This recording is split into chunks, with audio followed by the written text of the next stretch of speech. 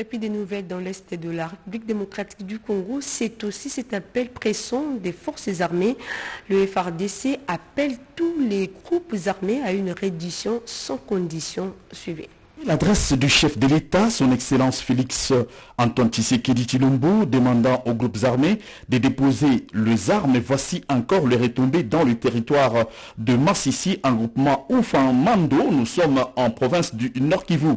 Et notre seigneur des guerres vient de répondre à l'appel du chef de l'État et s'est rendu à l'armée loyaliste avec 290 combattants Maïmaï dans la cité des Saké, en territoire de Massissi, le dimanche 2 février 2020. Le chef rebelle général autoproclamé Biliko Liko Mingenya du groupe armé Maïmaï Union des Patriotes pour la défense du Congo, UPDC en sigle. Nous avons suivi le message du président de la République démocratique du Congo quand il nous a dit de quitter la vie rebelle, a bien déclaré le chef rebelle général autoproclamé Biliko Liko Mingenya. Ils ont déposé plus de 50 armes et munitions de guerre de plusieurs types, dont les roquettes et autres armes capables d'abattre les hélicoptères.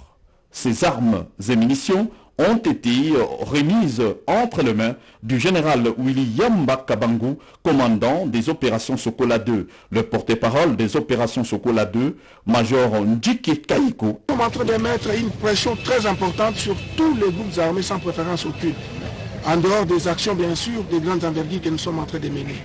C'est plutôt cette pression, n'est-ce pas, qui a permis à ce qu'aujourd'hui le général autoproclamé Biliko Liko et son adjoint, le général Machano, puissent se remettre entre les mains des forces armées de la République démocratique du Congo, avec au moins 299 personnes, sans oublier bien sûr 150 ou 180 qui sont encore en route, qui vont nous rejoindre certainement ici à Goma. Mais aussi, vous voyez les armes. Nous avons au moins une cinquantaine d'armes, dont 35 de type AK-47, des RPG-7, une mi-section ou deux, un mortier 60, une lance-flamme et plusieurs autres effets militaires.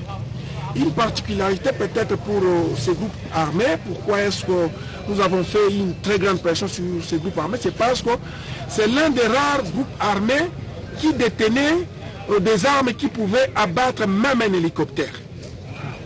Donc c'est comme ça que c'est dans ce cadre que s'inscrit l'activité. La voirie de la province du Kassai-Oriental est menacée par la présence des têtes d'érosion. Et pour arrêter leur progression, le gouvernement provincial a lancé des travaux et la vice-gouverneure a effectué la ronde dans différents chantiers pour constater personnellement l'évolution des 10 travaux suivis. Anti-érosif sur l'avenue Monseigneur Kongolo devant le lycée Mère Ossia se poursuivre sans désemparer. La gouverneure de province intérimaire, Jeannette Longa Moussouamba, a fait ce samedi 1er février une descente sur les lieux accompagnée du ministre provincial des ITPR, ingénieur Joachim Kalonji Chibumbu. À son arrivée, Jeannette Longa Moussouamba a été accueillie par la bourgmestre de la commune de Bipemba, Brigitte Kanzéou. Peu après, l'autorité provinciale intérimaire a eu à suivre des explications de la part des responsables de l'Office de voirie et drainage OVD en rapport avec les travaux de construction des collecteurs des eaux avant d'entamer le remblayage proprement dit de ce ravin qui progressait rapidement vers les ronds-points Petrombu. À la fin de cette visite d'inspection sur ces chantiers de l'avenue Monseigneur Kongolo, Jeannette Longa Moussouamba a rassuré que ces travaux iront jusqu'au bout pour permettre à la population de bien circuler. Je suis venu me rendre compte moi-même de l'avancement des travaux. OVD est en train de travailler avec le peu de moyens de la province. On a commencé et ça va. J'en suis fier. On va continuer, on ne va plus arrêter ça avec eux. Puisqu'on a commencé, on ne va pas s'arrêter en cours de route. On doit aller jusqu'au bout. La route, on va la récupérer, ça sera préférable. Précisons que ces travaux sont exécutés par l'OVD sur financement du gouvernement provincial. Et enfin, suivez ces cultes d'action des grâces qu'a organisé l'église du Christ au Congo, section Bandundu. Ces cultes organisés à l'occasion de la célébration de l'an 1 de l'alternance marquant la passation pacifique du pouvoir entre deux présidents, Joseph Kabila et Félix Antoine Tshisekedi. C'était le 24 janvier 2019. 24 janvier 2020, voici un an depuis l'accession de Félix Antoine Tshisekedi Tshilombo à la tête du pays. À Kikwit, cette journée n'est pas restée inaperçue par les amis de la jeunesse Cash Grand Bandundu et la grande famille Cash qui ont organisé d'abord un culte d'action de grâce à la paroisse Sebi où les représentants légaux de cette communauté, Eli Kalala, l'orateur du jour, dans sa prédication, a invité les politiques à la justice car c'est Dieu qui a permis cette alternance en RDC. Organisé par les jeunes Cash Grand Bandundu, le docteur Junior Katembo, président de ces structures, a retracé le bilan du chef de l'État Félix Antoine Tshisekedi sur le triangle de vie. En politique, la libération des manifestations politiques, le retour des exilés politiques, la libération des prisonniers et la prise de la coopération avec les partenaires traditionnels et de la sous-région sur le plan économique. Pour la toute première fois, la RDC atteint le cap de 1 milliard de dollars américains dans le social, dans la gratuité de l'enseignement primaire, la mécanisation des NP et la réhabilitation du boulevard national dans la ville de Kikwit. Ils étaient réunis dans la salle de réunion de l'hôtel Marinelle où les structures politiques et associations ont y part. Nous citons IDPS, INC, le PA, RDT, Asofati, la JICO, la Dynamique Kabound et tant d'autres.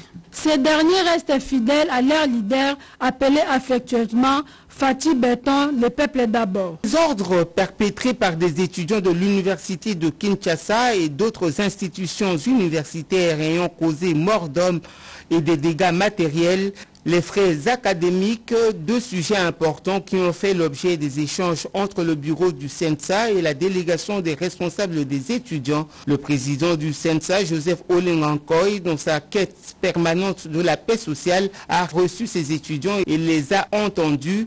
Des étudiants qui tiennent mordicus à la paix dans leurs différentes institutions universitaires, comme l'affirme leur rapporteur. Nous nous sommes en tout cas engagés à lutter pour que les choses se passent dans ce sens-là.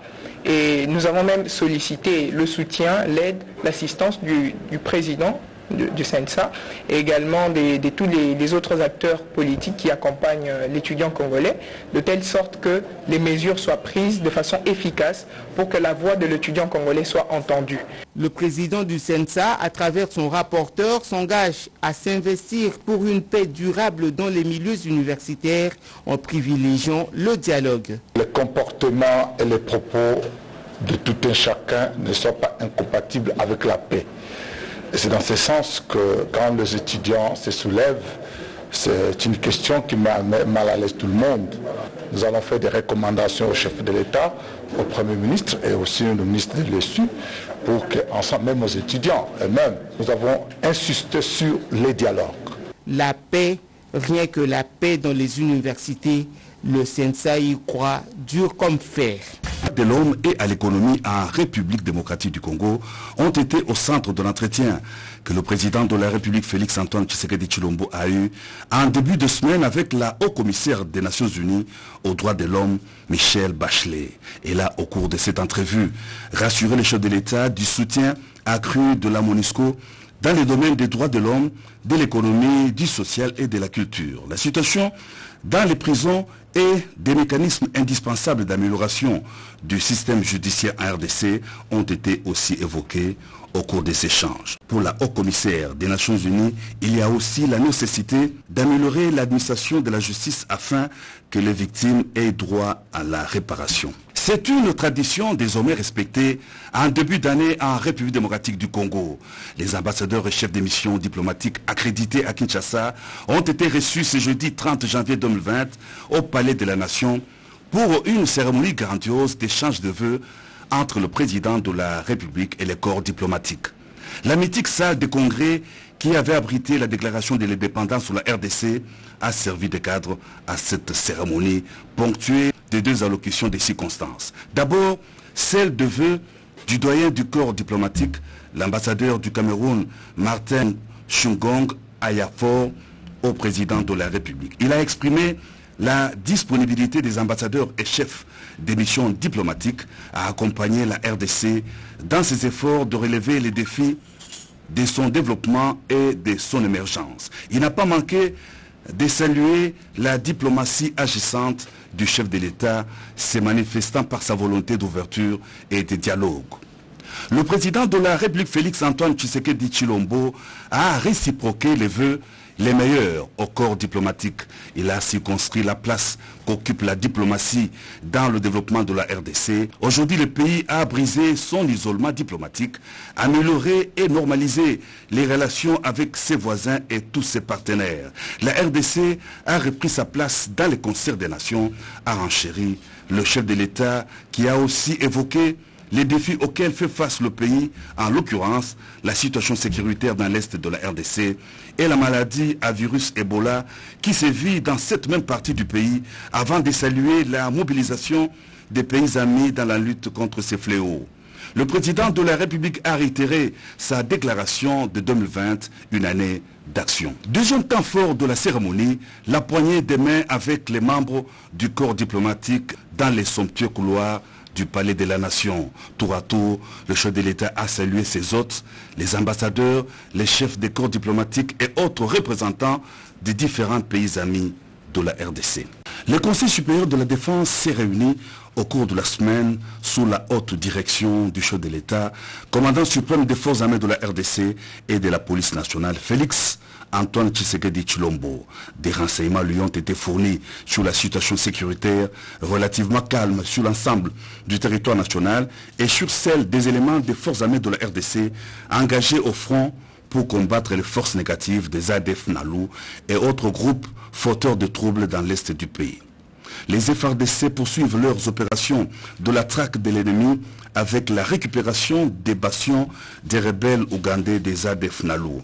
Le Conseil a loué les efforts des FARDC dans la destruction et la neutralisation des sanctuaires des ADF. Le président de la République a instruit les services de sécurité d'assurer la quiétude sur l'ensemble du territoire national. Ezali Etumba o abanda uta 2017 pour kozongisa ba électeur na ye ya commune ya Banda Lungwa na ba droit na bango. Jeudi 30 janvier 2020 oyo député national Moponami Afuna honorable Henriette Ouamou akitaki lisusu na espace ezwami kati na avenue Mombo pe Bambala na quartier Lingwala wapi baini ya population balingi kotonga ndaku nzoka ezali esika bana babetaka ndembo pe raccourci o esangisi babalabala ebele. Avenue Mombo tala avenue eza munene eza pe aéré ngana zai mwa mukena na kola awa donc nazo ko somba bombo ana lopango kwa awa nabi balabala ndenge ezaka munene mais nazo kamwa ke lelo bana basaka na balabala oyo mais bako tonga ndaku ba bebisa quartier étouffé penza awa moyen hein. Sima ya ko rassurer ba électeur na ye, honorable député national Henriette Ouamou Ataminia asuki wanate vendredi 31 janvier 2020 au akitaki na maison communale ya Banda Lungwa pona ko solola na bourgmestre Bailonga Ibene na tina ya ko sembola pona likambo ya itenya mabele ya quartier Lingwala. Sima ya masolo honorable Henriette Ouamou atalisi ete bana ya quartier Lingwala bakoki kovanda kimia pambate mbula matadi ya koti likambo oyo. D'abord quand on a les deux acquis d'abord on a présenté cité pour depuis a commis awa depuis bourgmestre monsieur Thierry Bailan a commis awa na occasion mona été nous voyons que naza moi na bandal mabele na ngai il fallait quand même na présenter la civilité banda que nous bourgmestre soit sita et na profiter de l'occasion on a pena na yebisaye problème aux les na quartier kuna na quartier Lingwala la quartier Lingwala problème ya nzela on a venu Mombo oyo ils ont créé problème nazaki wana ya 2 jours vous voyez que ils ont la intention ya peut-être portion wana balabala ngo pourtant eza balabala mombo za mulai mais portion wana ezobima lokola terrain ya koteka et donc fallait na kuswana monsieur le bourgmestre pour expliquer problème wana pona koyeba au fin fond document oya solo eza nini est-ce qu'ils ont permettre toteka portion wana ya balabala et tosolo na bien masolo pe leki bien abengi pe police pour éclairer bango na moi pour éclairer na makambo ya portion na terre bakolandela yango pe solution kozwama pour boyebi que tout problème solution ezangaka te oyeba solution tokozwa solution yango moni présence nanga awa na kosola na ye mpona makambo surtout wana esengo mpona population ya Bandalungwa oyo batalisi ete baponaki honorable Henriette Wangu na ntina pamba te etumba azali kobunda mpona population ezali etumba ya le peuple d'abord tolobi Tiboko Yoka.